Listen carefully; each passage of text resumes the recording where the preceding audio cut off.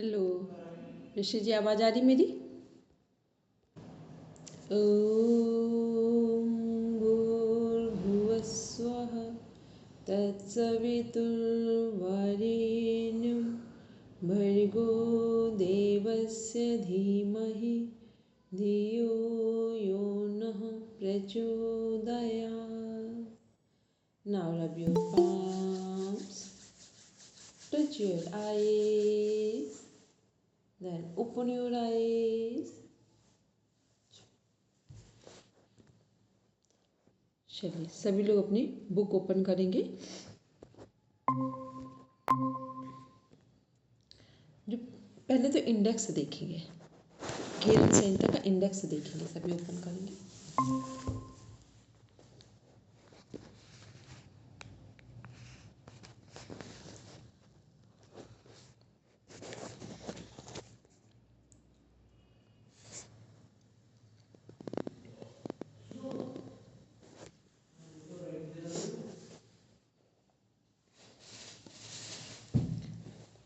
घेरन संहिता book open करेंगे sir. ये हम लोगों के सामने प्राणायाम है. ये हम लोग देख रहे हैं हठ प्रदीपिका और हठ रत्नावली के अनुसार. ठीक है, अब हम लोग बुक ओपन करेंगे प्रॉपर, उसमें देखेंगे कुछ चीज़ों को. पहले इंडेक्स देखते हैं उसका.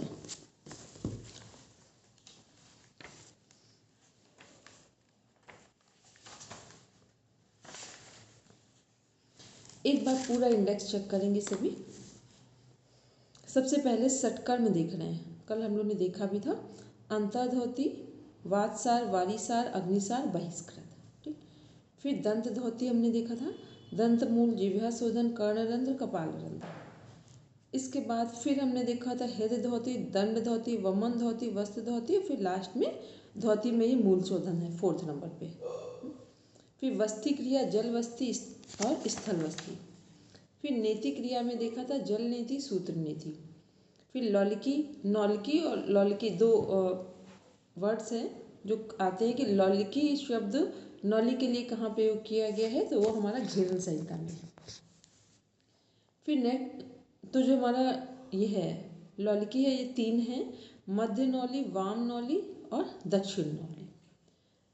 फिर चौथी नौली कौन सी होगी हमारी? कई बार 4 दिया रहता है, भ्रमण नौली. जब एक साथ तीनों को मूव कराते हैं तो भ्रमण नौली बोल देते हैं उसको. ठीक. फिर त्राटक है हमारा. त्राटक भी हमारा घेरन संहिता के अनुसार 3 तरह का है. फिर कपाल भाती हम देख रहे हैं, वात, व्युत और शीतकम. लेकिन त्राटक यहाँ पर अभी सिंपल देखेंगे, फिर कहाँ कहाँ पर त्राटक का डिवीज़न हो रहा है उसको देखेंगे. अब देखते हैं फिर आसन हम लोग ने देखे थे, सिद्धासन, पद्मासन, भद्रासन, मुक्तासन, वज्रासन, स्वस्तिकासन, सिंहासन, गोमुखासन, वीरासन, धनुरासन, मृतासन, शवासन, गुप्तासन, मत्स्यासन, मत्स्येंद्रासन, गोरक्षासन, पश्चिमोत्तानासन, उत्कटासन, संकटासन, मयूरासन, कुक्कुटासन, कूर्मासन, उत्तान कूर्मासन, मंडूकासन, उत्तान मंडूक, वृक्षासन, गरुणासन, शलभासन, मकरासन, उष्टासन, भुजंगासन और योगासन. ये हम लोगों ने क्या देखे अभी? आसन के नेम देखे अकॉर्डिंग टू जो इंडेक्स है हमारा उसके अनुसार. अब देख रहे हैं यहाँ पर, ये हमने इसलिए आज दिखाया क्योंकि कुछ चीज़ें हम लोगों की थोड़ा सा कुछ मिसिंग हो रही हैं. फिर देख रहे हैं अध्याय जो हमारा 3rd है, बंद में मूल बंद, जालंधर बंद, उड़ियान बंद और महाबंद, तीनों को मिलाकर महाबंद लग रहा है. फिर धारणा में देख रहे हैं जो हमारी है मुद्राएं और बंद, जो हम लोगों की हठ प्रदीपिका में केवल मुद्राएं चैप्टर है 3rd में. केवल चैप्टर का नाम क्या है? मुद्राएं. और यहाँ पर मुद्रा और बंद है, एक बार चेक कर लीजिए. ठीक. फिर इसके बाद जो इसमें 4 बंद हो गए हमारे. फिर धारणा हो गई पार्थिव, आम्बसी, आग्नेय, वायव्य या आकाशीय. फिर मुद्राओं में देख रहे मुद्राएं जो है महामुद्रा, नभो मुद्रा, खेचरी मुद्रा, महाभेद, विपरीत करणी मुद्रा, योनि मुद्रा, वज्रोली मुद्रा, शक्ति चालनी मुद्रा, तड़ागी मुद्रा, मांडुकी मुद्रा, सांभवी मुद्रा, अश्वनी मुद्रा, पाशनी मुद्रा, काकी मुद्रा, मातंगिनी मुद्रा, भुजंगिनी मुद्रा. इसके बाद 4th चैप्टर जैसा कि हम लोगों ने कल देखा था प्रत्याहार. 5th में हम लोग प्राणायाम, जिसको हम लोगों ने कुछ पार्ट कल कंप्लीट किया था, बाकी पूरा कंप्लीट नहीं था, जिसमें स्थान निर्णय था कि स्थान कैसा हो, काल था, समय का निर्धारण करना है कि समय कौन सा चुने हम प्राणायाम के लिए. फिर मिताहार था, आहार कैसा हो अकॉर्डिंग टू घेरन संहिता, आधा पेट भोजन की बात की जा रही है, और 1/4 हिस्सा पानी के लिए और एक हवा के लिए।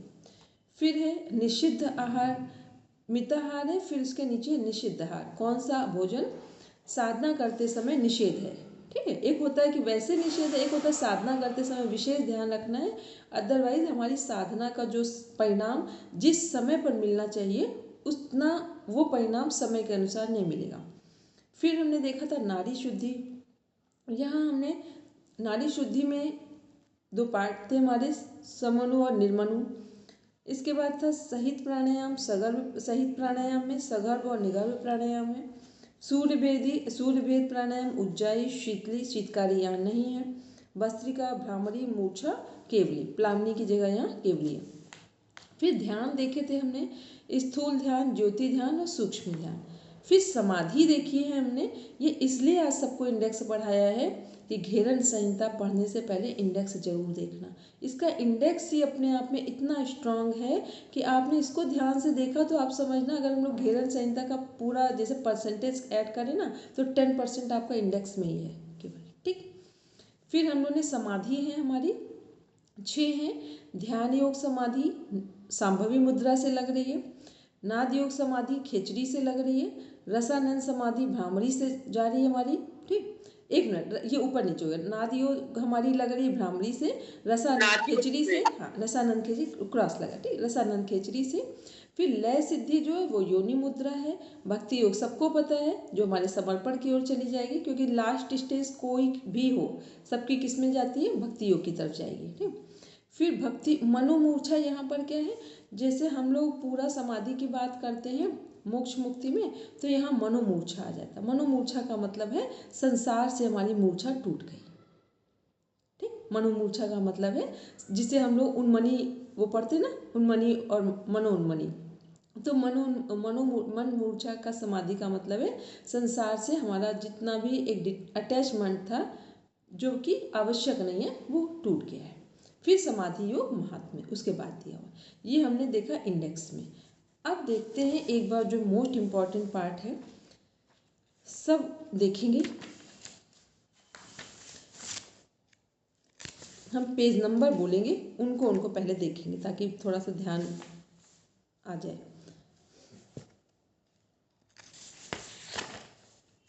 यहाँ पर देखेंगे 36 पेज नंबर ओपन करेंगे, 36 पेज नंबर ओपन करेंगे। टॉपिक बता दीजिए, मेरी बुक थोड़ी अलग है। कोई बात, इसमें देखेंगे वालीसार संघ प्रक्षालन वाला पार्ट। ठीक, इसमें वो देखेंगे जो हमारे आसन के पोजेस है वो देखिए। पानी कितना पीना है, लगभग 16 से 20 ग्लास। ठीक है, पीने के बाद स्वच्छ जल निकलता है। जब हम 16 से 20 ग्लास पानी पीते हैं तो स्वच्छ जल किसका प्रतीक है कि हमारी छोटी आंत की धुलाई हो गई है, साफ हो गई है। ठीक, फिर ये क्या है, इसको जब कर लेंगे तो, और टाइम हम लोग ने कल देख लिया था, एक वसंत ऋतु में करना है, एक शरद ऋतु में करना। अब केवल इसके पोस्चर देखेंगे जो आसन वाले। सबसे पहले ताड़ासन किया हमने, ठीक, फिर तिर्यक ताड़ासन है, फिर देखेंगे कौन सा आसन है, कटी चक्रासन। ठीक, कुछ लोग इसे अर्ध कटी भी बोल देते, तो ये कटी चक्रासन है। करने की विधि सबको सामने दिखाई दे रही है। ठीक है, जो ऐसे करके पलट के घूम गए। ठीक, और दूसरा हाथ हमने बैक साइड नीचे रख लिया। फिर देख रहे हैं उसके बाद तिर्यक भुजंगासन, और उसके बाद आते हैं 5th नंबर पे उद्राकर्षण आसन। ठीक, कल थोड़ा सा क्योंकि बोले सबने आसन थे लेकिन ऐसा लग रहा था कुछ आगे पीछे हो रहे थे आसन। ठीक, तो ये क्लियर हो गया, ये सामने हमारे इसके पिक्चर्स दिए हुए हैं। ठीक है, कि कैसे करना है। चलिए अब आते हैं नेक्स्ट देखते हैं। हाँ, और एक चीज़ सबको पता है, इसका ज़रा विश्राम वाली चीज़ों को देख लें। इसको करने के बाद फिर क्या करना है, कुंजल करना है और नेति क्रिया करनी है। ठीक, देखिए एक बार नीचे, कुंजल करना है और नेति क्रिया यदि करेंगे तो अच्छा रहेगा। लिखा संघ प्रक्षालन में पेट की सफाई के बाद 2 क्रियाएं जरूरी हैं। कौन कौन सी, कुंजल और नेति क्रिया। ठीक, क्लियर है सबका। फिर अब देखेंगे अभ्यास उपरांत विश्राम में क्या चाहिए, 45 मिनट तक विश्राम करेंगे ताकि पाचन प्रणाली को आराम मिले, रेस्ट मिले। फिर क्योंकि विश्राम अति आवश्यक क्यों है, अदरवाइज बोलते हैं कि सिर में दर्द होने लगता है। और सोना नहीं है, ठीक, विश्राम करना है लेकिन सोना नहीं है। क्यों ऐसा बोला जा रहा है, क्योंकि सडन पूरी आंत की जो धुलाई हुई है, जब हम अचानक से नींद में चले जाते हैं तो जो भी हमारा ऑर्गन जिसमें काम किया गया हो, वर्क किया गया हो, और हम नींद में चले जाएं तो वहाँ पर प्रॉब्लम्स आ जाती हैं। ये नेचुरल होता है। कोई भी ऑर्गन से यदि हमने काम लिया हो, मान लो हमने आसन किए हो, तो आसन के बाद शवासन कराते हैं, नींद नहीं करवाते हैं। शवासन का मीन्स होता है अपने सारे जो हमारे ऑर्गन्स हैं उनको रेस्ट मिल जाए, फिर सोना चाहे सो जाए, लेकिन जस्ट नहीं बोलते। और अक्सर होता है कि हम लोगों को जब बहुत आसन कर लो तो लगता है सो जाए, ठीक, पर वहाँ पर सोने का, आप सो जाए वो अलग बात है, लेकिन जो प्रॉपर प्रोसेस है वो शवासन, योग निद्रा, इनकी यमकासन, ठीक। फिर इसके बाद वही फिर हम लोगों का है जो खाने में हम लोगों को ध्यान रखना है।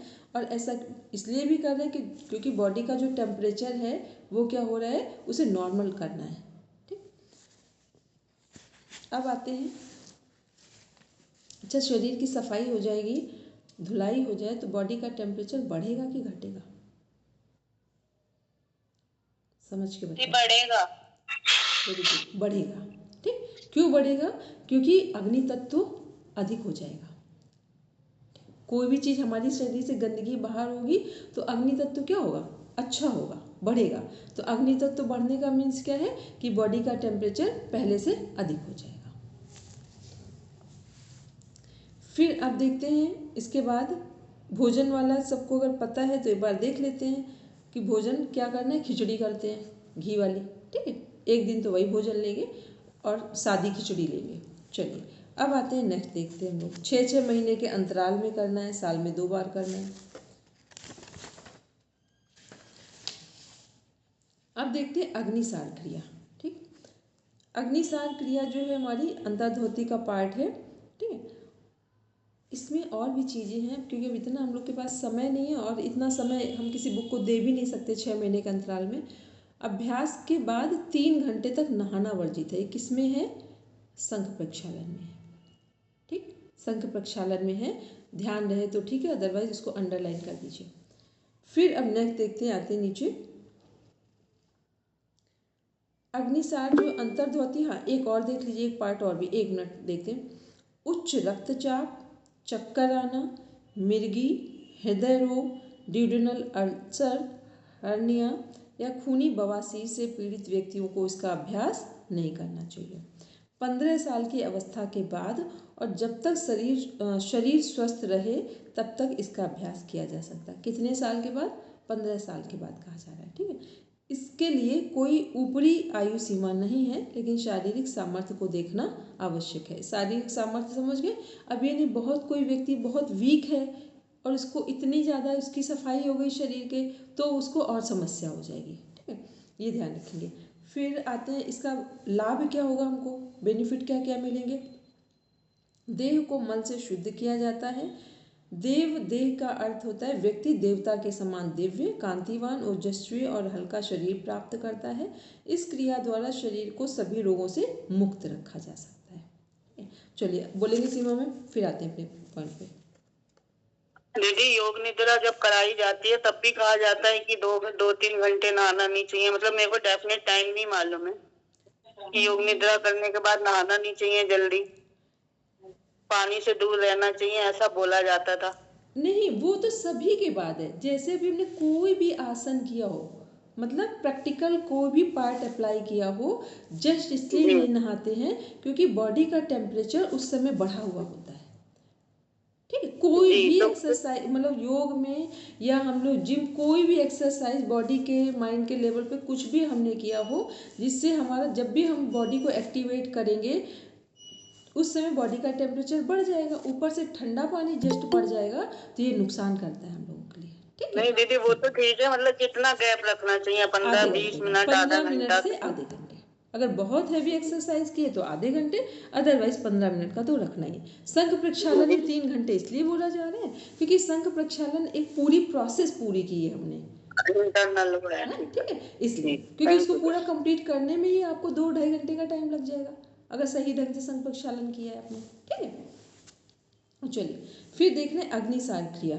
इसको समझ लेते हैं। अर्थ सभी को पता है कि प्राणवायु को रोककर नाभि को मेरु पृष्ठ भाग में लगाएं, इससे अग्निसार संज्ञक धौती कर्म संपन्न होता है। इससे सभी उदर रोग नष्ट होते हैं, जठर अग्नि तीव्र होती है। यह धौती कर्म अत्यंत गोपनीय और देवताओं के लिए भी दुर्लभ है। केवल इस कर्म के करने मात्र से देवताओं जैसा शरीर प्राप्त होता है, इसमें कोई संदेह नहीं। एक बात तो पहले हम लोग समझ लें कि हम लोगों के दिमाग में होता है कि जो क्रियाएं हैं उनको बहुत हल्के में लेते हैं।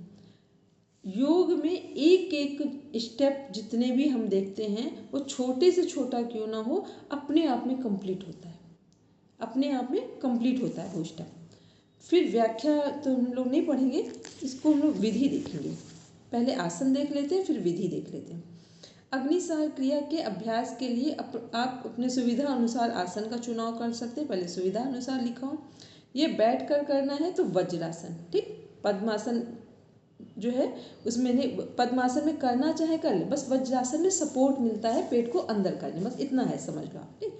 वज्रासन या ध्यान के किसी आसन, पद्मासन, अर्ध पद्मासन, सिद्धासन, सिद्धयोनि आसन में भी इसका अभ्यास कर सकते हैं। सुखासन में इसका अभ्यास नहीं किया जा सकता, क्योंकि सुखासन में कोई प्रेशर नहीं पड़ेगा, बस सिंपल सा कॉन्सेप्ट इतना है। क्योंकि बैठकर अग्निसार क्रिया का अभ्यास करते समय घुटनों का जमीन से छूते रहना आवश्यक है। खड़े होकर भी इसका अभ्यास किया जा सकता है, जो उत्कट आसन हम लोग ने कल बात की थी, ठीक। फिर विधि हम लोग क्या देख रहे थे कल, थोड़ा सा कुछ मिसिंग हो रहा था, इसलिए हमको लगा बुक ले लें, और एक दो चीज़ें और भी थी वहाँ पर आगे। यदि बैठकर अभ्यास करना है तो इस विधि से करना है कि ध्यान के किसी आसन में बैठे, रीढ़ की हड्डी सीधी रखें, हाथ तनी हुई अवस्था में घुटने पर रखें ताकि घुटने जमीन से सट जाएं। कुछ क्षणों तक पूरे शरीर को, विशेषकर अमाशय को विश्रांत बनाएं। इस चित्र के अनुसार अब चित्र देख लेते हैं हम लोग। देखो चित्र बिल्कुल सामने दिख रहा है हम लोगों का, ठीक है, सबको दिख रहा है। दो पोस्चर दिए हुए, इसमें क्या है, एक है मुख खोलकर जीभ को भी बाहर निकाले, ठीक है, एक ये भी पोस्चर है इसमें, और एक सिंपल है। सभी जगह जीभ वाला पोस्चर नहीं है, ये घेरन संहिता में दिया हुआ है, ठीक है। सभी जगह जीभ वाले, सिंपल वाला अग्निसार है यहाँ पर। फिर क्या लिखा हुआ, सबसे पहले लंबी और गहरी श्वास अंदर लें, उसके बाद होठों को गोल बनाकर मुंह से पूरी वायु को बाहर निकाल दें। श्वास को नाक से नहीं, मुंह से बाहर निकालते हैं। अब ये और क्लियर है, श्वास कहाँ से बाहर निकाल रहे हैं, मुख से बाहर निकाल रहे हैं। देखो एक बात सब समझ लेना, जब हम लोग टेक्स्ट बुक पढ़ते हैं ना, फिर उसमें कोई कन्फ्यूज़न नहीं बचता है कहीं से भी, ठीक। अपना अपना एक बार सब उसको ब्रैकेट में कर लो कि श्वास कहाँ से निकालेंगे, मुख से निकालेंगे।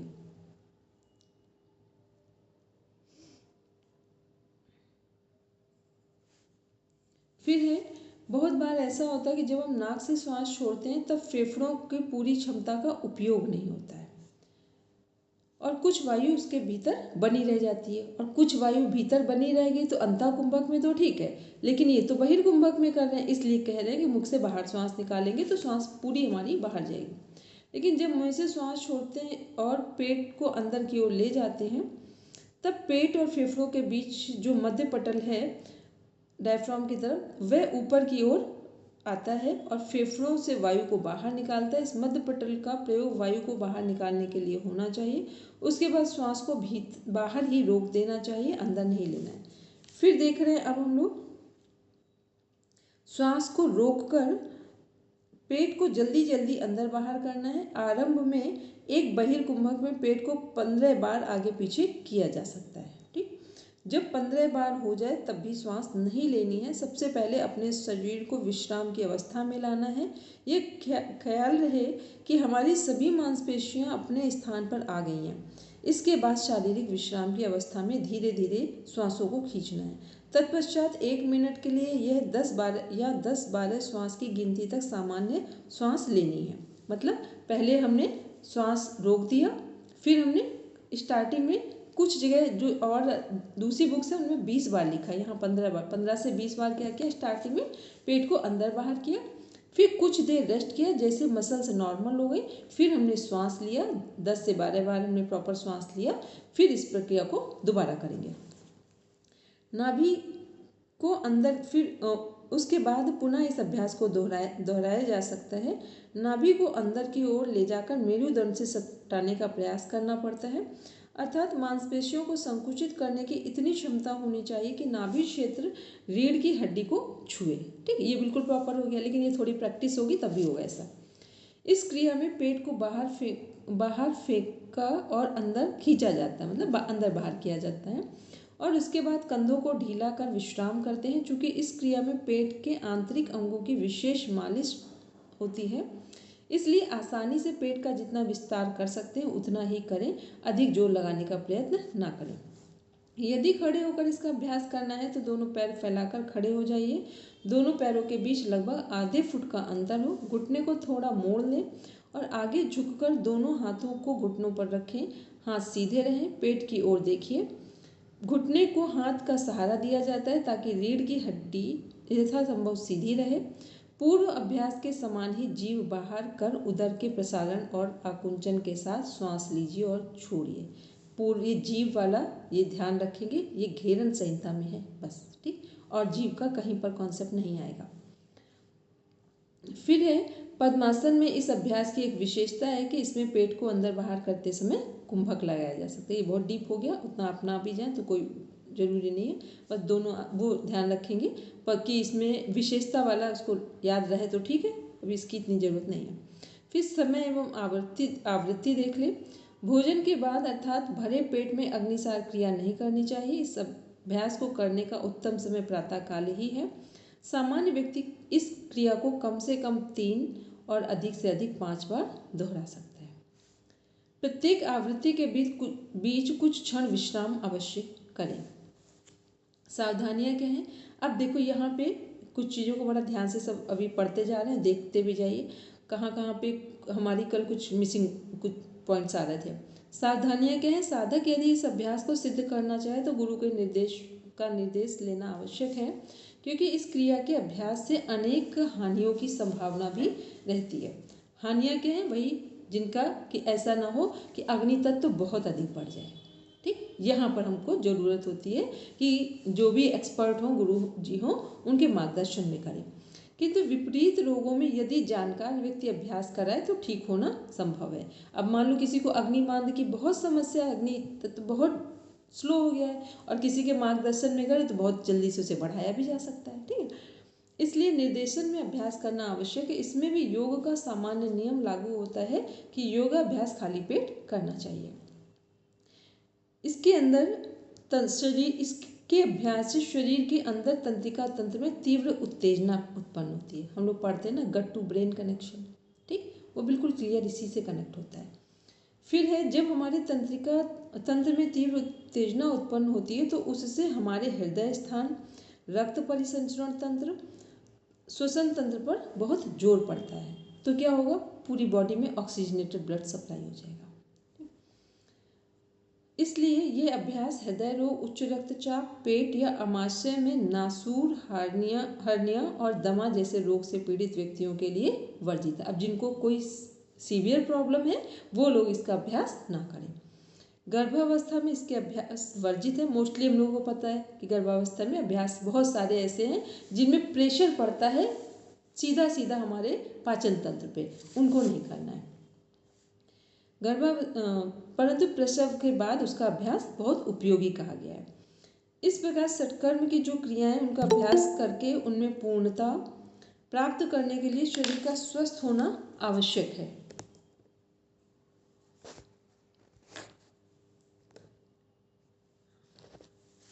चलिए अब देख रहे हैं इसमें शारीरिक लाभ क्या क्या उसे चेक करते हैं। अग्निसार क्रिया के अभ्यास से उदरस्थ सभी अंगों की मालिश होती है और उनकी क्रियाशीलता बढ़ती है। पाचन प्रणाली को व्यवस्थित कर यह क्रिया आवश्यक पाचक रसों का स्राव नियमित करती है, जिससे भोजन का पाचन ठीक से होता है।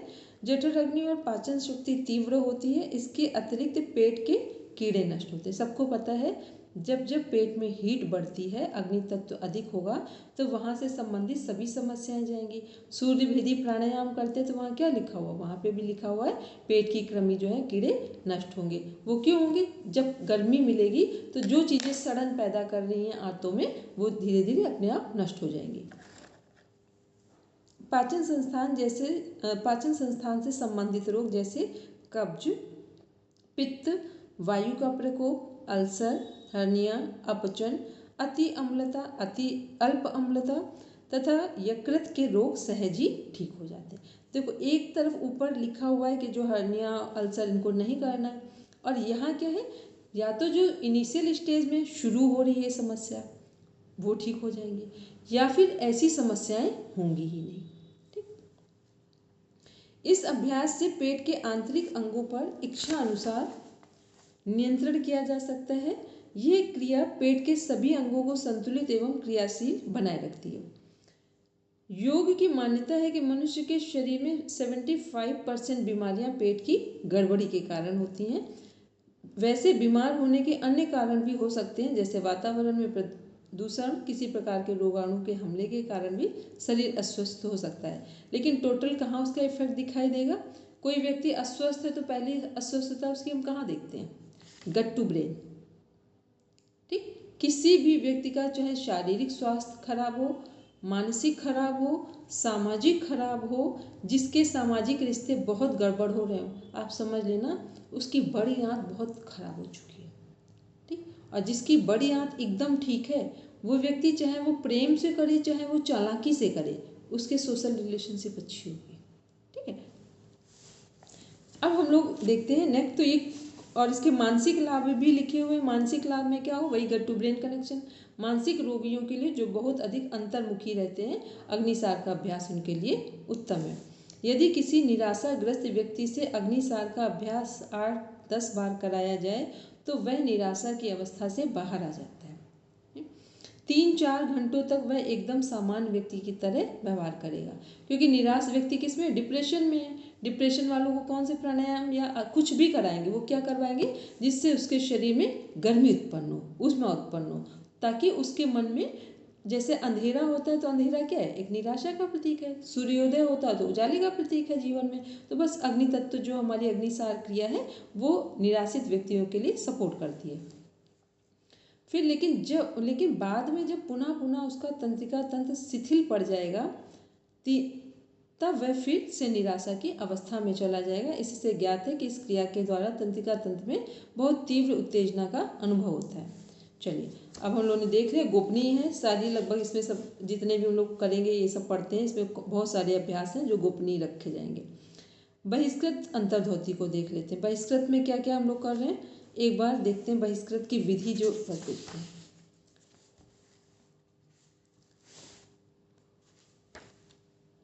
काकी मुद्रा, एक मिनट, काकी मुद्रा के समान मुखाकृति बनाकर वायु को उदर के भीतर से लें, उसे वायु से उदर के भीतर से लें, उसे वायु से भर लेना है। काकी मुद्रा के अभ्यास में होठों को गोल बनाकर मुंह से हवा को पीना है। जिस प्रकार से पानी पीते हैं ठीक उसी प्रकार हवा को पीते हैं। उस हवा को पेट में रखते हैं। वात्सार धौती वर्णन में आपको बतलाया कि हवा को पेट में रखकर आप सामान्य श्वास ले सकते हैं।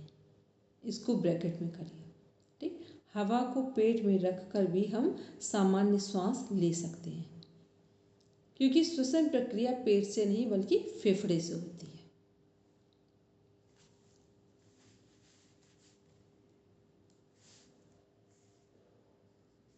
अतः जो हवा पेट में रुकी हुई है वह अन्य नलिका और पेट के बीच दीवार होने के कारण, जो डायफ्राम है, के कारण ऊपर नहीं आएगी।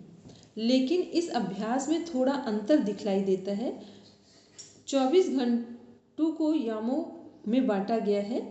जिस प्रकार संस्कृत भाषा में पान की चर्चा होती, ठीक उसी प्रकार योग साहित्य में 24 घंटे को यामों में बांटा गया है। एक याम होता है 3 घंटे का, तो कितने होते हैं, 8 प्रहर हम लोग पढ़ते हैं ना, 8 या 24। ये क्वेश्चन आ चुका है, इसको एक बार ब्रैकेट में कर लीजिए।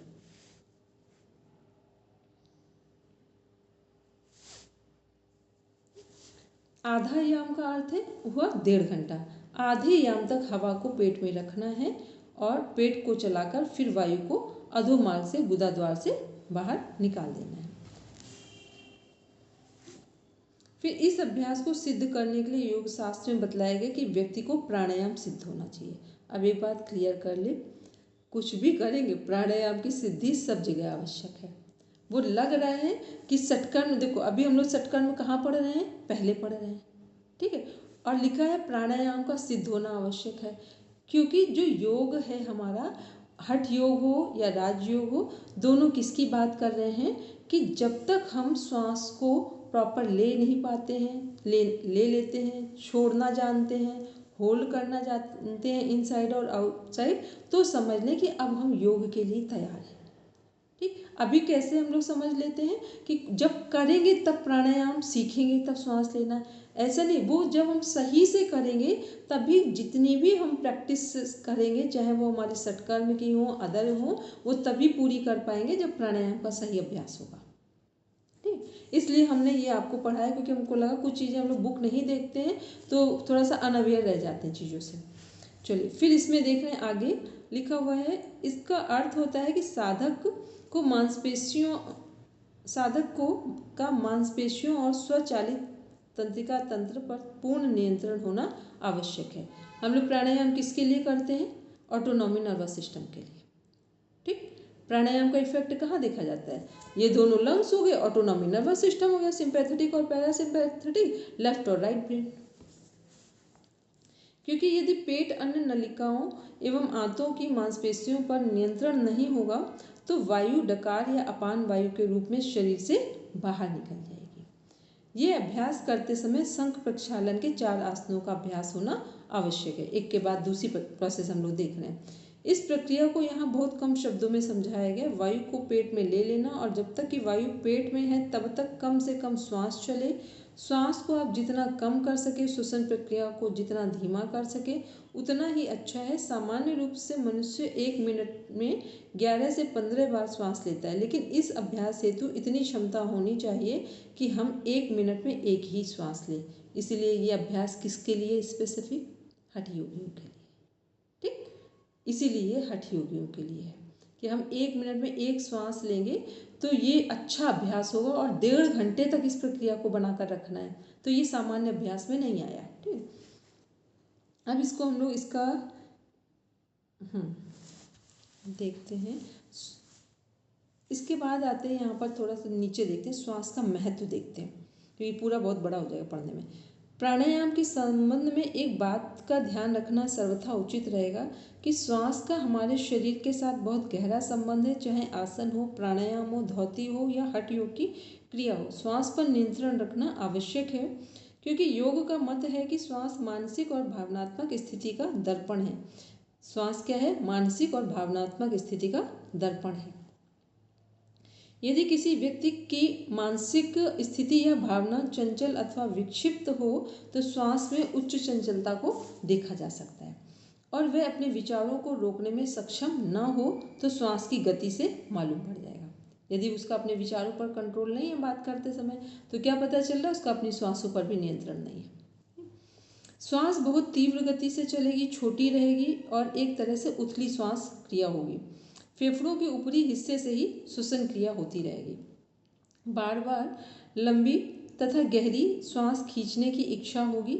लेकिन जो व्यक्ति शांत है, उद्विग्न है या चंचल नहीं है, यदि आप उसकी श्वसन प्रक्रिया को देखेंगे तो उससे भी आप शांत ही पाएंगे। ठीक है, अगर किसी का बहुत आराम से श्वास लेने की स्थिति है किसी व्यक्ति की तो उसको आप देखेंगे उसका पूरा व्यक्तित्व शांत दिखाई देगा आपको। फिर क्या, इतना ही नहीं, योग कहता है कि श्वास का संबंध हमारे प्राणिक शरीर से रहता है। बहुत लोगों की तो यह धारणा रहती है कि यदि हम श्वास को लंबे समय तक रोक लें तो मृत्यु भी हो सकती है, परंतु यह धारणा गलत है। अभ्यास के नहीं रहने पर यदि कोई व्यक्ति जबरदस्ती श्वास रोककर बैठ जाए तो उसका चेहरा काला, भूरा, नीला पड़ जाएगा और अंत में मृत्यु अनिवार्य है। लेकिन यदि अभ्यास हो तो यह संभव है कि व्यक्ति आधे घंटे तक श्वास को रोक ले और जीवित रहे, क्योंकि प्राणायाम श्वास पर नियंत्रण है। जब हमारा नियंत्रण, मान लो किसी को अभ्यास नहीं है और उसकी व्यक्ति नाक बंद कर दे और मुख बंद कर दे तो दम घुट जाएगा उसका। लेकिन अभ्यास है उसका तो वो रोक लेगा और अभ्यास के कारण ही स्वामी राम के तो पूरी दुनिया में जो चर्चा है वो प्राणायाम पर ही है, भारत के। ये संभव है कि व्यक्ति आधे घंटे तक श्वास को रोक ले और जीवे। अनेक योगियों ने इस प्रकार की क्षमता प्राप्त की है। सामान्य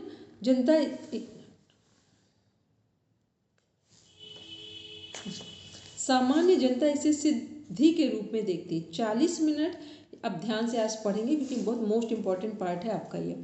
40 मिनट या 1 घंटे तक श्वास रोक लेना सिद्धि नहीं है, यह शारीरिक क्षमता है। 40 मिनट तक श्वास को रोक लेना, 1 घंटे तक या 40 मिनट श्वास रोकना, ये शरीर की क्षमता को दर्शाता है कि शरीर हमारा कितना मजबूत है। ये हमारा शरीर बहुत कुछ कर सकता है, पर शरीर की जानकारी आवश्यक है, क्षमता को पहचानना आवश्यक है। श्वास और प्राण दोनों में अंतर है। अब देखो क्या लिखा है, श्वास और प्राण दोनों में अंतर है। उपनिषदों में हम लोगों ने ये पढ़ा था। श्वास का संबंध प्राण शक्ति से है। श्वास का संबंध, श्वास सभी ले रहे हैं, हमने कई बार बताया ना कि जीवित सभी लोग हैं, लेकिन फिर ऐसा क्या है कि एक व्यक्ति कुछ भी करने में सक्षम है और एक व्यक्ति कुछ भी करने में सक्षम नहीं है। तो इसका मतलब क्या हो गया, श्वास सबके पास है लेकिन जो प्राण शक्ति है वो नहीं है। ठीक है, भिन्नता यह है कि प्राण शक्ति हमारे भौतिक शरीर में गर्मी, शक्ति और तेज के रूप में विद्यमान होती है। तो प्राण शक्ति अच्छी होगी तो व्यक्ति बैठ ही नहीं सकता है, कुछ ना कुछ वो अपने श्रेष्ठ अपने अनुसार कार्य को जरूर करेगा। फिर है इसी में आंतरिक गर्मी या तापमान, जिसे हम शारीरिक तापमान कहते हैं, वह प्राण शक्ति की एक क्रिया है। आप 2 मिनट श्वास नहीं लेंगे तो कोई अंतर नहीं पड़ेगा, लेकिन यदि 1 मिनट के लिए भी प्राण आपके भीतर ना रहे तो तत्काल मृत्यु हो जाएगी। ब्रैकेट में इसको क्लोज करिए इस बात को। आप 2 मिनट तक श्वास नहीं लेंगे तो कोई अंतर नहीं पड़ेगा। श्वास का मतलब प्राणायाम करते समय हमने श्वास को नहीं लिया, बाहर होल्ड कर दिया श्वास को, तो कोई अंतर नहीं पड़ेगा। लेकिन यदि 1 मिनट के लिए प्राण आपके भीतर ना रहे, तो जब श्वास नहीं ली है तो श्वास नहीं ली पर प्राण इतना हमारा प्रखर है कि उसकी ऊर्जा है हमारे पास। ठीक है, तो क्या होगा, फिर हमारी तत्काल मृत्यु हो जाएगी। इसलिए कहा जाता है कि भौतिक शरीर में प्राण शक्ति गर्मी, शारीरिक स्फूर्ति, शक्ति और तेज के रूप में विद्यमान है। सूक्ष्म अवस्था में प्राण शक्ति चंचलता के रूप में विद्यमान है। इसलिए भावनाओं में चंचलता का अनुभव होता है। प्रेम, लगाव, आकर्षण, भावना, क्रोध, इच्छा, वासना और कामना में आवेग का कारण, ये इनकी अभिव्यक्ति का कारण क्या है, प्राण शक्ति है। अब जब प्राण और गहरा हो जाएगा, प्राण शक्ति स्ट्रांग होगी तो क्या होगा, विचारों के पीछे भी प्राण शक्ति है। अब जितनी हमारी स्ट्रांग होगी प्राण शक्ति, उतने विचार सशक्त हो जाएंगे, उतना ही हमारी भावनाओं पर नियंत्रण आ जाएगा। लेकिन यहाँ हम इसे प्राण नहीं कहते, इसका रूप बदल जाता है, इसको कहते हैं चित्त शक्ति। ठीक, प्राण शक्ति शारीरिक है जबकि चित्त शक्ति आंतरिक, मानसिक, भावनात्मक और बौद्धिक है। इसको ब्रैकेट में कर लीजिए। पहले हम लोग फर्स्ट टाइम किसी को देखते हैं तो उसको हम कहाँ से उसकी एनर्जी का लेवल देखते हैं, फिजिकल देखते हैं। ठीक, फिजिकल जो एनर्जी है वो किसके कारण है, प्राण शक्ति के कारण ही है। ठीक है, फिर उसके बाद दूसरा हम लोग जाते हैं जिसको हम लोग चित्त शक्ति बोलते हैं योग की भाषा में। ठीक है, जो हमारी पूरी भावनाओं पर, जो इसका प्रभाव हमारे मन पर, भावनाओं पर पड़ रहा है। इस प्राण शक्ति को सूर्य शक्ति की संज्ञा भी दी गई तथा चित्त शक्ति को चंद्र शक्ति की संज्ञा दी गई। अब इसको फिर से ब्रैकेट में करिए और इसको जब टाइम मिले, अभी एग्जाम से पहले कम से कम 5 बार पढ़ लीजिए इसको।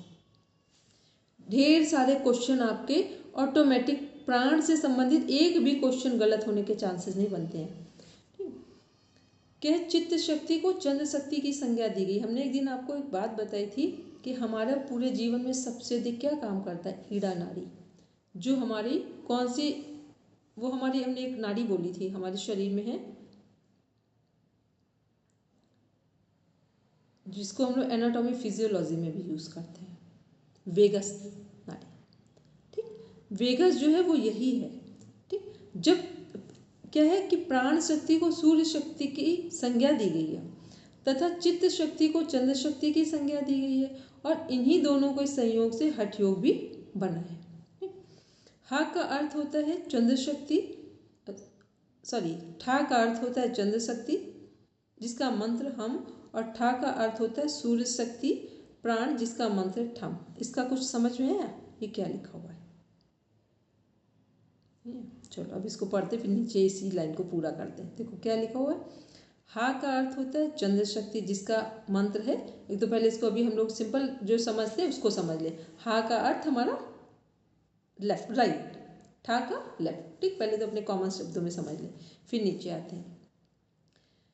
अतः यहाँ पर हठ योग का तात्पर्य शरीर से हठ या जबरदस्ती नहीं है, बल्कि हमारे भीतर सूर्य शक्ति और प्राण शक्ति को जागृत करना है। इसलिए हठ योग में अन्य अभ्यासों के साथ साथ श्वसन क्रिया पर भी बहुत जोर दिया गया है। हम शरीर से बाह्य अभ्यास तो कर रहे हैं, लेकिन प्राण शक्ति को स्पंदन करने के लिए, प्राण शक्ति को जागृत करने के लिए श्वास पर नियंत्रण होना आवश्यक है। यह एक आंतरिक प्रक्रिया है। बहिष्कृत धोती का एक दूसरा अभ्यास भी है, जिसे महाधोती या बहिष्कृत प्रक्षालन धोती कहते हैं, किंतु इसका अभ्यास अत्यंत कठिन है। इस धोती को समझने से के पहले अपनी शारीरिक संरचना के बारे में समझना आवश्यक है, क्योंकि सामान्य शरीर विज्ञान में जहाँ तंत्रिका तंत्र की नाड़ियों की जानकारी है, वहीं योग का शरीर विज्ञान और भी सूक्ष्म है। सूक्ष्म नाड़ी स्थान क्या है? योग का शरीर विज्ञान कहता है कि हमारे शरीर के भीतर अनेक ऐसी नाड़ियाँ भी हैं जिसके माध्यम से सूक्ष्म शक्ति या प्राण शक्ति का प्रवाह शरीर के भीतर होता है।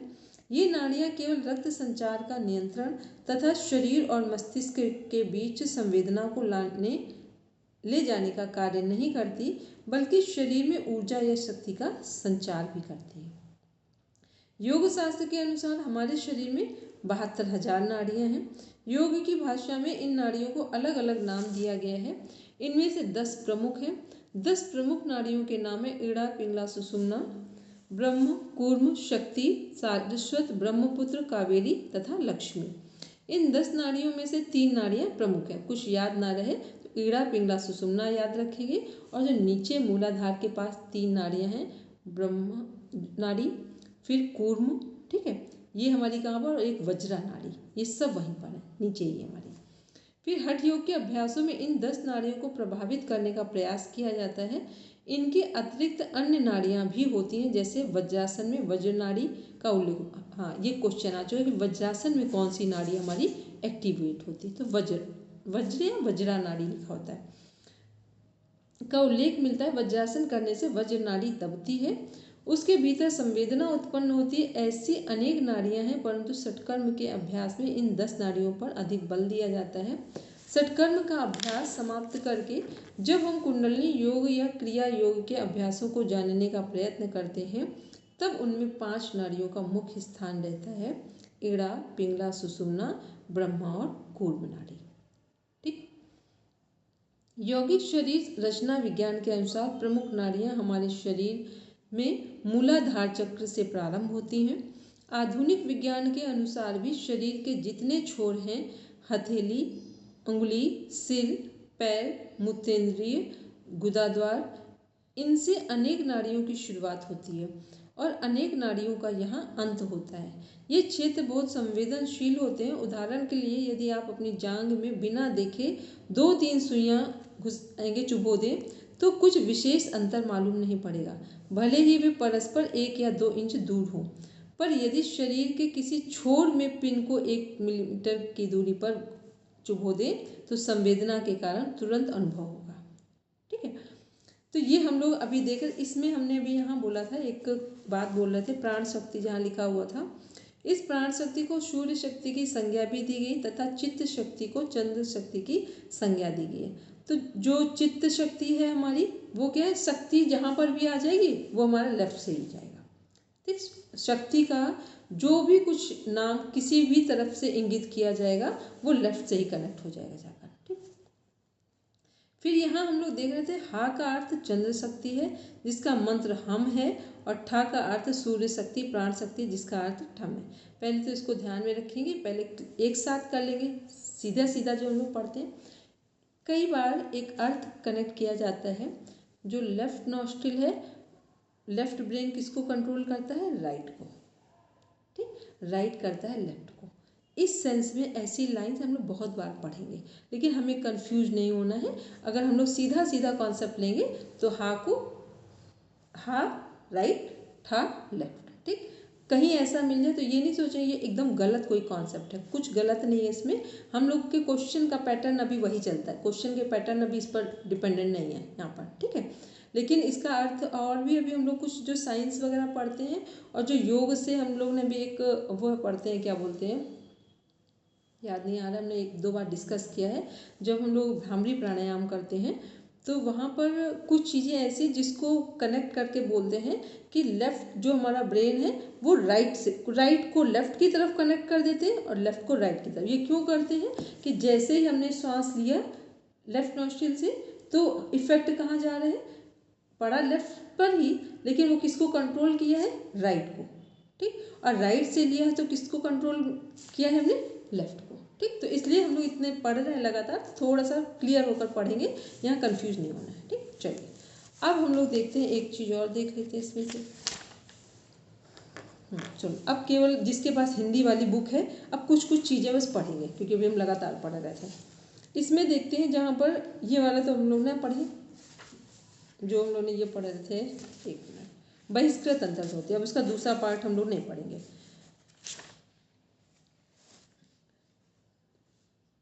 बहिष्कृत धोती में कौन सी धोती कनेक्ट होगी, एक बोलेंगे रचना जी। मैम इसमें एक जो वो शक्ति नाड़ी का जो प्रक्षालन करते हैं, वो शक्ति नाड़ी एक्चुअली कहाँ स्थित है? अगर प्रक्षालन करेंगे तो मूलाधार की तरफ ही जाएगी। मतलब उसमें बताया उसको बाहर निकालें, उसको वॉश करें, धोएं और वापस से अंदर ले लें, तो मतलब उसी में जाएगा, उसी में जाएगा, जो मूलाधार में जो हम लोग एनस पार्ट की तरफ कर रहे हैं उधर जाएगा। वो उस सेंस में नहीं निकालने छोड़ना, वो कॉन्ट्रैक्ट करने और एक्सपेंड के सेंस में है, ठीक है। जो सिकोड़ते हैं और फिर एक्सपेंड करते हैं उसके सेंस में है वो। चलिए अब हम लोग देखते हैं यहाँ पे जो ये वाला, एक बार और देख लें। नाभि तक जल में खड़े होकर शक्ति नाड़ी को बाहर निकालो, ये वाला पड़ा ना, हाँ। निकाल कर नाड़ी का प्रक्षालन करो, उसे साफ करो, उससे मल का त्याग करो। क्लियर हो गया, मल का त्याग करो कहाँ है, एनस पार्ट हो गया, ठीक। फिर जब नाड़ी की सफाई हो जाए उसे पुनः अंदर रखें। ये क्या होता है, इतना ये सब चीज़ें जब बहुत अच्छे से कॉन्सेंट्रेट होते हैं हम लोग, मतलब इतना कॉन्सेंट्रेट हो कि पूरा हमारी एनर्जी का लेवल अपने एनस पार्ट पर हो, तब इस चीज़ को हम लोग पूरा फील कर पाते। जैसे ही आप उसे ओपन करेंगे तो पानी अंदर ले लेंगे, ठीक। फिर पानी अंदर लिया, थोड़ा सा अंदर गया, सफाई हुई, फिर हमने ओपन कर दिया उसको, वो फिर पानी निकल गया बाहर। मतलब पहले हमने लिया, सिकोड़ दिया उसको, फिर हमने एक्सपेंड करा, वो गंदगी बाहर निकल गई हमारी, ठीक है। फिर क्या है, ये प्रक्षालन की क्रिया, धौती की क्रिया अत्यंत गोपनीय है। इसको ऐसे समझ लो, जो हम लोग मूलाधार चक्र को जागृत करने में ये प्रक्रिया बहुत फास्ट काम करती है। और जिस व्यक्ति का मूलाधार चक्र सही ढंग से जागृत होता है तो पहले क्या होगा, उसके जीवन से सारे भय खत्म होते हैं। और पूरे जीवन में हमारी कमजोरी क्या है, भय ही तो है। कभी हमें लगता है कि कल क्या होगा, इसका भय, कभी बच्चों का क्या होगा, इसका भय, कभी अपने जीवन का क्या होगा, उसका भय। जब जब हम दुखी होते हैं तो समझ लेना किसी भय के कारण दुखी हो रहे हैं, ठीक। तो ये क्या है, ये जो है ये मूलाधार चक्र जो है हमारा, उसको पूरी तरीके से एक्टिवेट करता है। और इसे वैसे देख लें नॉर्मली तो अश्विनी क्रिया का भी पार्ट समझ सकते हैं, अगर करें वो भी तो यही इसी में जाएगा हमारा, ठीक है। कि हमने पूरा कॉन्टेक्ट किया, बस उसमें क्या है कि हमें जरूरी नहीं है कि हम पानी में करें उससे, बस इतना अंतर है वहाँ पर, ठीक है। चलिए फिर है इसमें कुछ और क्या रचना। मैम यही था कि उसमें जल में खड़े हैं ना, तो वो मतलब प्रोसेस वही है, लेकिन ये जल में है और वो स्थल पे है। और ये क्या है, ये टफ भी है ये वाला, ठीक। ये सब उसी समय, ये हठ योगियों के लिए सही है जहाँ एकांत स्थान है, ऐसी व्यवस्था है। ये सामान्य आम पब्लिक के लिए नहीं हो सकता। तो हम आम लोगों के लिए क्या अच्छा है, जो अश्विनी क्रिया करते हैं हम लोग, ठीक, वो हम लोग कर सकते हैं। फिर है, जब तक साधक में इतना सामर्थ्य उत्पन्न न हो जाए कि वह वायु को आधे प्रहर तक उदर में रोके, तब तक उसे यह बहिष्कृत संज्ञक महाधोती नहीं करनी चाहिए। आधे प्रहर का मतलब क्या होता है, एक प्रहर क्या होता है, ये सब हम लोगों ने बहुत बार पढ़ा है, इसीलिए हम बोलते हैं कि इसमें सब लिख के रखा और सब अपना क्वेश्चन नोट करो, याद आ जाए तो। एक प्रहर 3 घंटे होता है। हाँ, एक प्रहर 3 घंटे, तो आधा प्रहर 1.5 घंटा हो जाएगा। अभी हम लोगों ने और एक चीज पढ़ी थी, यहाँ पर याम पढ़ा था, ठीक। याम और प्रहर क्या है, दोनों साथ एक ही है। तो याम में भी क्या था, आधे याम का मीन्स क्या था, 1.5 घंटे था वहाँ पर, ठीक। फिर व्याख्या है, एक छोटे से बर्तन में यह अभ्यास नहीं कर सकते। अभ्यास नदी में करना है जहाँ पानी चलायमान हो, जहाँ पर पानी रुका हुआ हो, जैसे कुएं या हौज में इसका अभ्यास नहीं करना है। जहाँ पानी प्रवाहित हो रहा हो वैसे स्थान में इसका अभ्यास किया जाता है। फिर इसमें देखेंगे विधि को एक बार देख लें, छोटे छोटे क्वेश्चन सारे सॉल्व कर लें यहीं पर। वास्तविक अभ्यास है कि हम नाभि तक पानी में खड़े हो जाएं और गुदा द्वार से अश्विनी वज्रोली के माध्यम से पानी अंदर खींचें। ठीक है, जब थोड़ा बहुत पानी अंदर जाता है तब उसे पहले निष्कासित कर देते हैं ताकि जो मल गुदा के द्वार के चारों ओर है, इस 4-5 इंच के क्षेत्र में लगा हुआ वह निकल जाए। उसके बाद थोड़ा सा घी या तेल लगाकर उंगली द्वारा गुदा द्वार में चारों ओर लगा देते हैं। ये सब क्रम पानी के भीतर ही होता है। इसी क्रिया को अगर हम लोग आज प्रेजेंट टाइम में करें तो गणेश क्रिया करें तो भी हमें सही ढंग से हमने किया है तो भी हमें लाभ मिल जाएगा इसका। फिर जब हम अंगुली को अंदर डालते हैं, उसमें घी लगाते हैं, तब अंगुली के साथ थोड़ा पानी भी अंदर जाता है। जब पानी अंदर प्रवेश करता है तो उस समय शक्ति नाड़ी की धुलाई होती है। क्लियर हो गया रचना जी आपका क्वेश्चन? ठीक, ये नाड़ी ज़्यादा बड़ी नहीं है। इसके अभ्यास से शक्ति नाड़ी में संवेदना उत्पन्न होती है और वह संवेदना पिंगला नाड़ी को जागृत करती है। पिंगला नाड़ी की जागृति के बाद शरीर में प्राण जागृत होते हैं। इस अवस्था को प्राणोत्थान कहते हैं और उसके बाद कुंडलिनी जागृत होती है।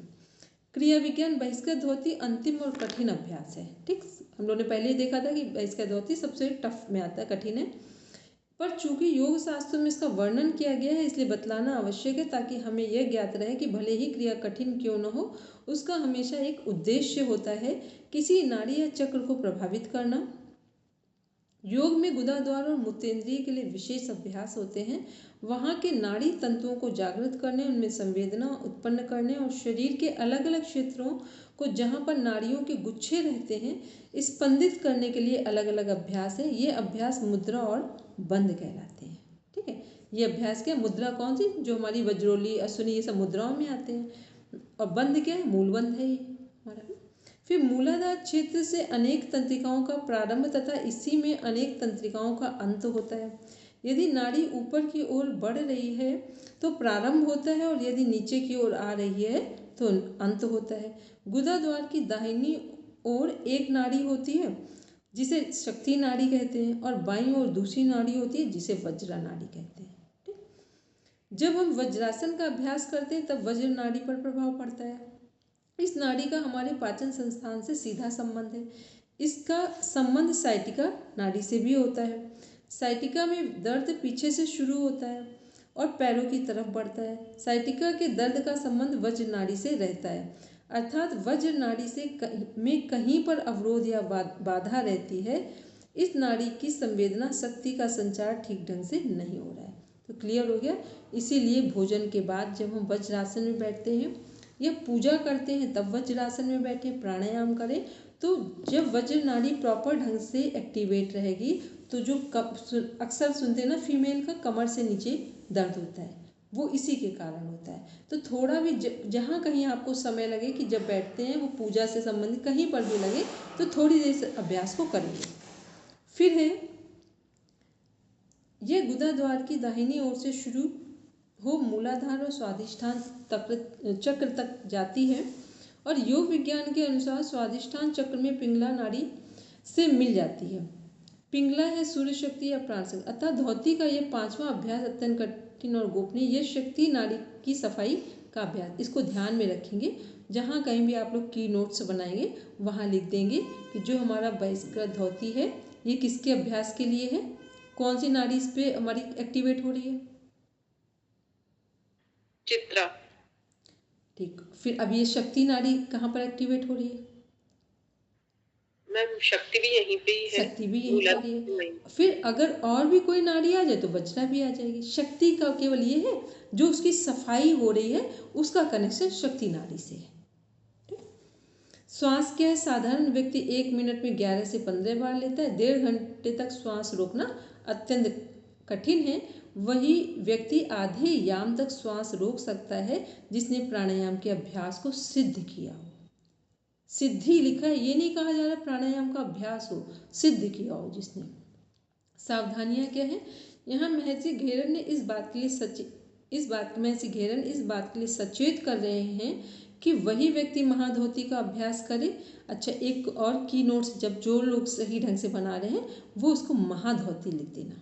किसको महाधोती लिखेंगे? बहिष्कृत को। ठीक, अन्यथा एक काम करो, अपने इंडेक्स पे लिखो जाके सब, बहिष्कृत के सामने महाधोती, सब इंडेक्स के में लिख लो जाके।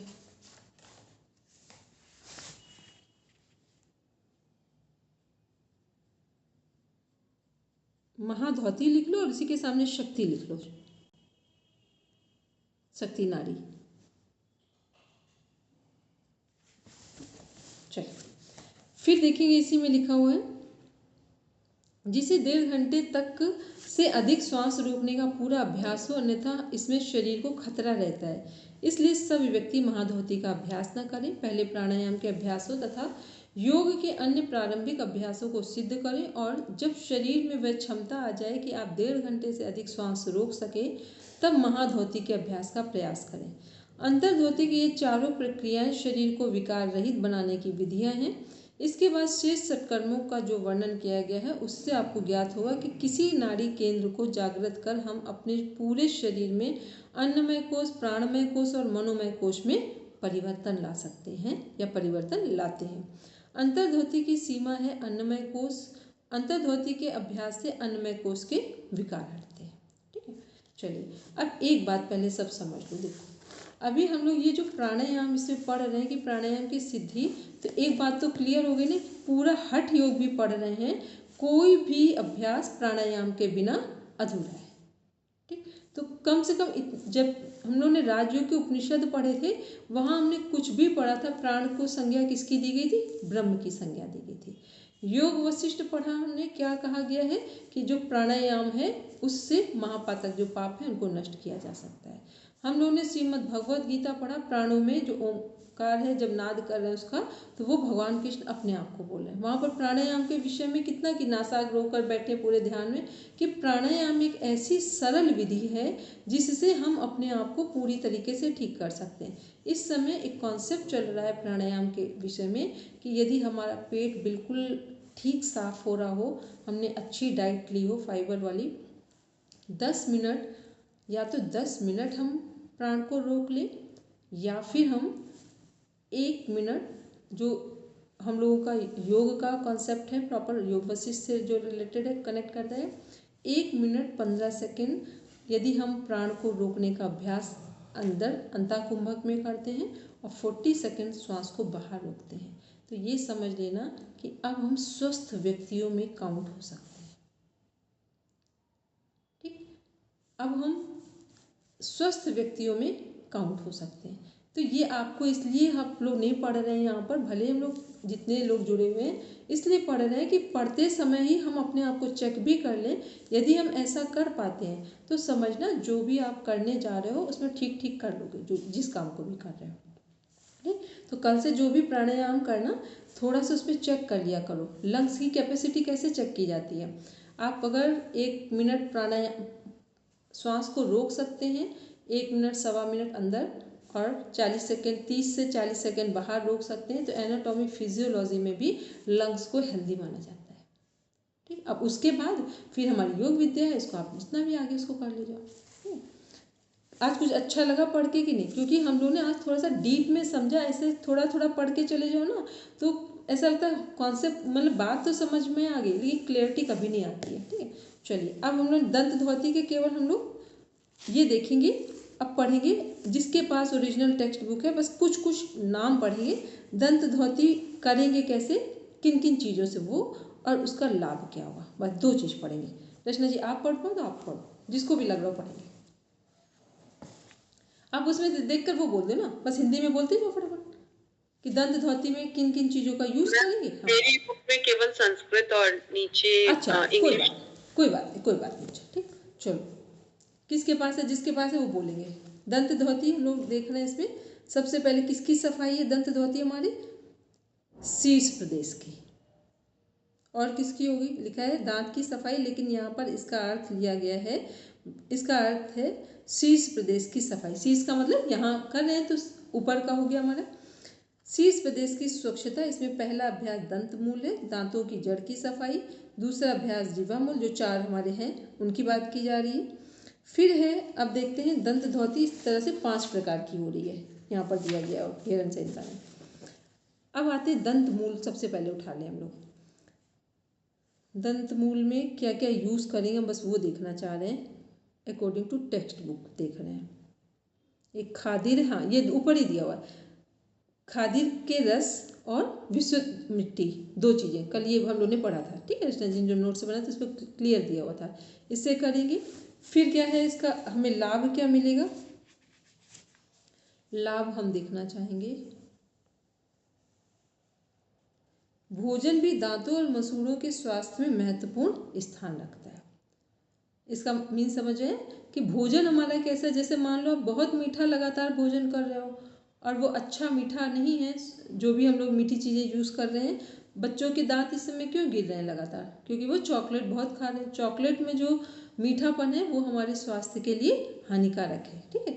तो भोजन भी दांत और मसूड़ों के स्वास्थ्य में महत्वपूर्ण भूमिका निभाता है। अब देखते लाभ क्या है। प्रातःकाल नित्य प्रति यह अभ्यास करने से दांतों की रक्षा होती है और आंतों वाला भी हमको कॉन्सेप्ट दिख नहीं रहा, लेकिन आंतों की भी सफाई भी होती है और आंतों की मसाज भी होती है। फिर देखते हैं नीचे जिह्वा शोधन। जिह्वा शोधन कैसे करेंगे हम लोग, देख लें व्याख्या। जिह्वा पर मक्खन मल लिए, तर्जनी, मध्यमा और अनामिका तीनों उंगलियों को एक साथ मिलाकर जीभ की जड़ तक गले में ले जाएं और कुछ समय उस पर तक उसकी मसाज करें या वहाँ पर मसाज करें। तत्पश्चात जीभ के दोनों बगल से अंगूठे तथा उंगलियों की सहायता से दोहन करना है, अर्थात दोहने सी क्रिया करें। मक्खन के कारण जिह्वा चिकनी हो जाती है, दोहन क्रिया सरल हो जाती है। इस समय क्या क्या यूज़ करते हैं यहाँ पर, जो नारियल का तेल, तिल का तेल और सरसों का तेल, तीनों यूज़ करते हैं, जिसे ऑयल पुलिंग बोलते हैं।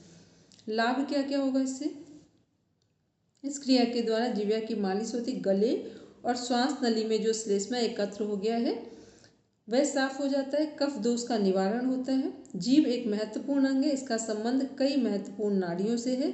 अधिकतर देखा जाता है कि जिह्वा के निष्क्रिय हो जाने पर मस्तिष्क एवं श्वसन क्रिया में भी शिथिलता आ जाती है, अतः जिह्वा की उचित देखभाल की आवश्यकता है। दोहन क्रिया जीभ एवं नाड़ियों की स्वच्छता के लिए उत्तम है। अब देखते हैं नेक्स्ट आते हैं हम लोग कर्णरंध्र। कर्णरंध्र में देख रहे हैं व्याख्या। तर्जनी और अनामिका उंगलियों से कान के छिद्रों को साफ करने की विधि को कर्णधौती कहते हैं।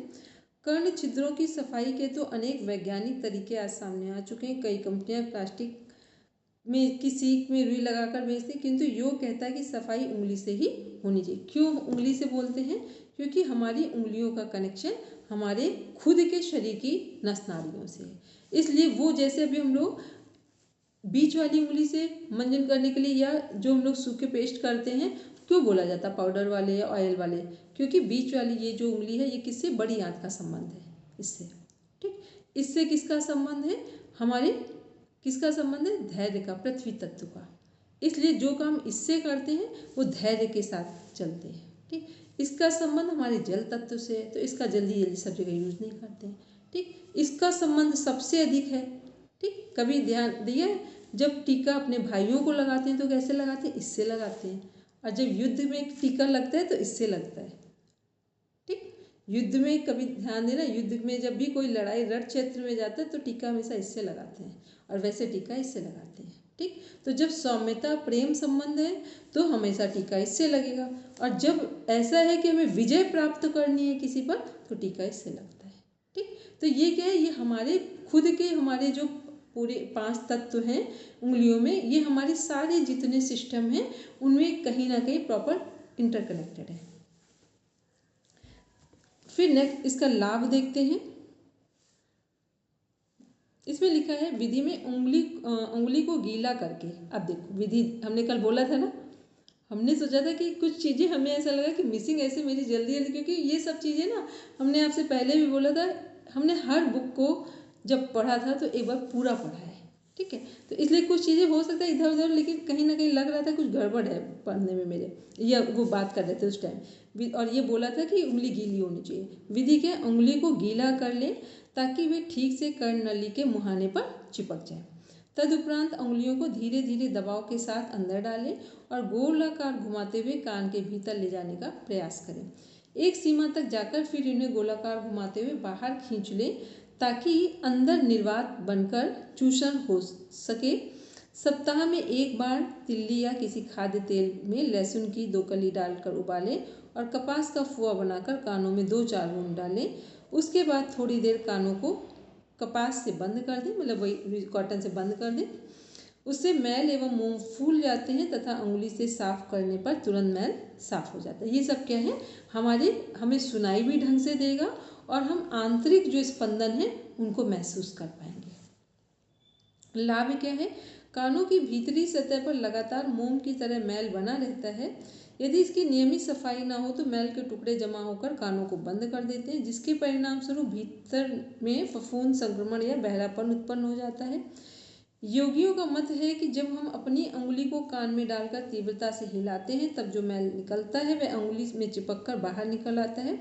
ये क्रिया चाहे किसी अंगुली से कर सकते हैं, चाहे तर्जनी से करें या अनामिका से करें। कान एक लाउड स्पीकर की भांति है। यदि आप शरीर विज्ञान में कान की रचना को देखेंगे तो वह ठीक लाउड स्पीकर के समान दिखाई देगा। अंगुली को जल्दी जल्दी हिलाने से अंदर की रक्त वाहिनियों में रक्त का संचार होता है। अब क्लियर हो, जब हम किसी चीज़ पर स्पंदन देते हैं तो उसका मीन्स क्या होता है कि ब्लड में एक फ्लो आ रहा है। ठीक, वो फ्लो क्या कर रहे हैं, जहाँ जहाँ ऑक्सीजनेटेड ब्लड सप्लाई नहीं हो रहा है तो जिस जगह पर भी स्पंदन होगा, वो हम लोग फेस में भी ऐसे ऐसे करें तो वो स्पंदन क्या करेगा, वहाँ जो ब्लड है उसमें ऑक्सीजनेटेड ब्लड सप्लाई, ब्लड तो सब जगह है, ऑक्सीजन नहीं पहुँच रहा प्रॉपर, तो ऑक्सीजन के साथ ब्लड सप्लाई होगा तो एक स्पंदन आएगा, जिससे वहाँ से संबंधित जितनी भी समस्याएं हैं वो धीरे धीरे नॉर्मल हो जाएंगी। फिर क्या है, अंगुली को जल्दी जल्दी हिलाने से अंदर की रक्त वाहिनियों में रक्त का संचार होता है जो किसी सीख से नहीं हो सकता।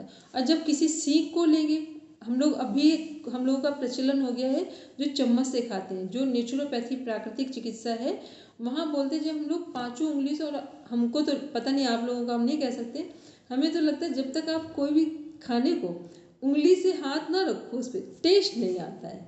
ठीक, ऐसे लगता है वो। और जैसे आप पूरी उंगलियों का सही ढंग से, हम लोग तो सब सही ढंग से ही खाते हैं, तो सब लोग ने अगर उंगली का इस्तेमाल किया तो पूरा टेस्ट आता है। और वो क्यों आता है, क्योंकि 5 के 5 तत्व हमें सपोर्ट करते हैं। जो रस हमारे भोजन में भी नहीं है उस रस को भी जब 5 उंगलियां एक साथ कनेक्ट करके भोजन लेते हैं तो जो 6 रस हैं वो मिल जाते हैं, जो 5 तत्व हैं जिनको पोषण मिलना है वो सब पोषित हो जाते हैं। इसलिए अब हम लोगों को भोजन हमेशा हाथ से करना चाहिए।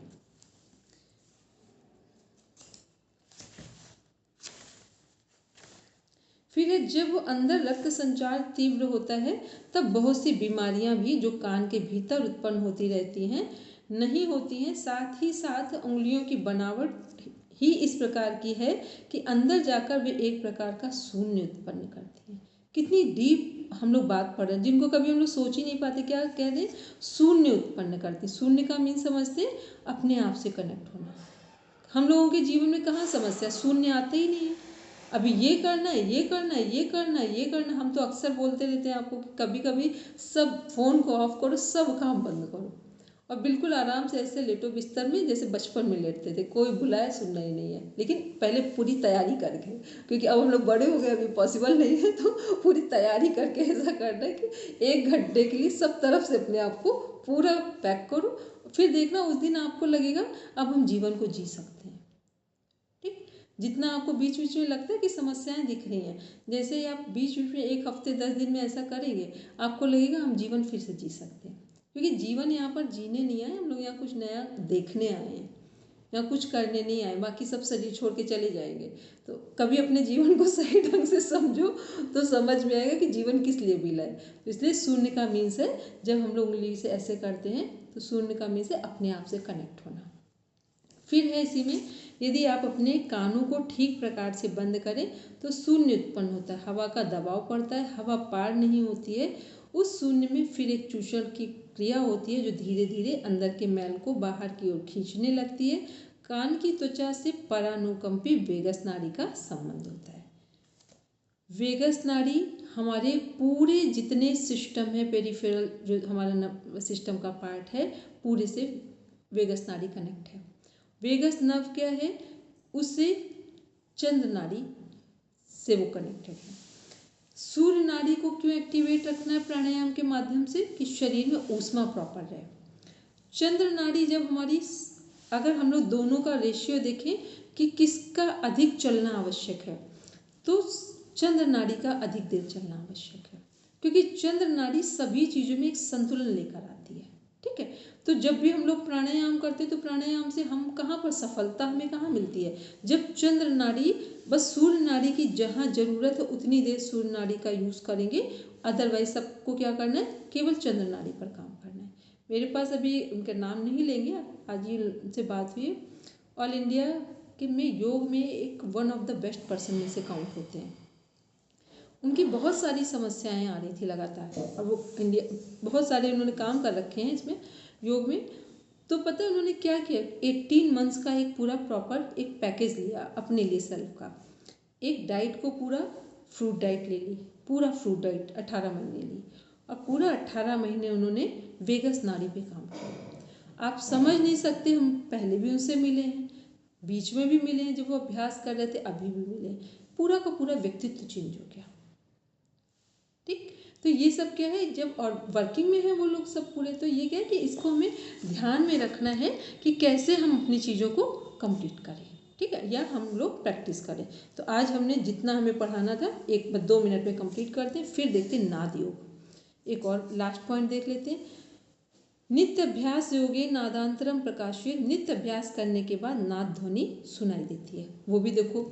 अभी हम लोग एक नाद योग अलग अभ्यास करेंगे, केवल सत्कर्म से भी हमारे पूरे के पूरे जो लाभ हैं हमें जो मिलते हैं और अभ्यास से, वो यहीं पर मिल जा रहे हैं। तो ये हमने किसका देखा, जो कर्णरंध्र का अभ्यास था। और कल रचना जी का एक क्वेश्चन सबका आ रहा था कि वो उंगली से करना है, और हमने कहा था कि पानी उसमें यूज़ करेंगे। ठीक, वो यहाँ पर क्लियर हो गया।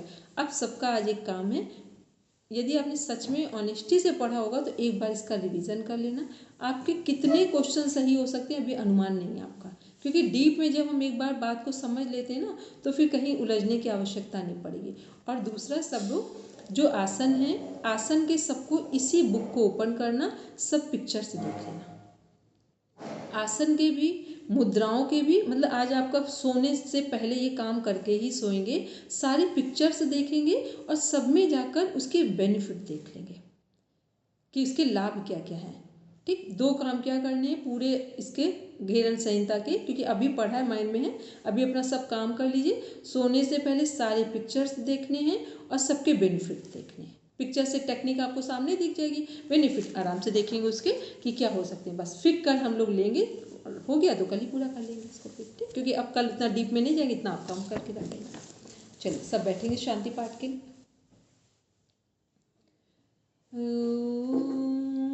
शांति शांति शांति, सर्वारिष्ठेषु शांतिर्भवतु। Now rub your palms, touch your eyes, then open your eyes. चलो सबको प्रणाम, शुभ रात्रि।